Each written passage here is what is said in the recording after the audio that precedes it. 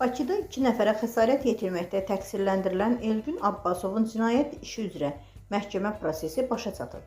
Ajans AS xəbər verir ki, Bakı Ağır Cinayətlər Məhkəməsində keçirilən prosesdə təqsirləndirilən şəxsə hökm oxunub.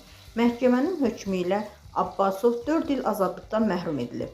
İttihama görə hadisə paytaxtın Xətai rayonu ərazisində baş verib. 1983-cü il təvəllüdlü Abbasov 1 il əvvəl ailə həyatı qurub.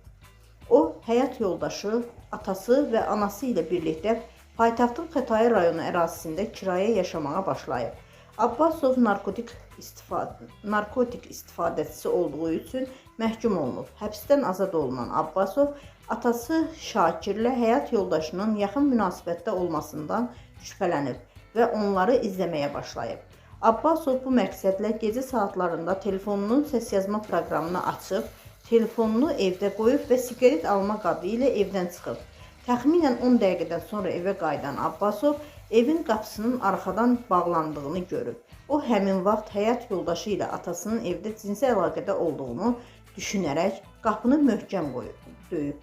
Qapını Elgünün həyat yoldaşı açıb. Elgün dərhal hamama keçərək oradan üzgücü götürüb, yataq otağına keçib və qapını örtüb. Həyat yoldaşına hücum edib.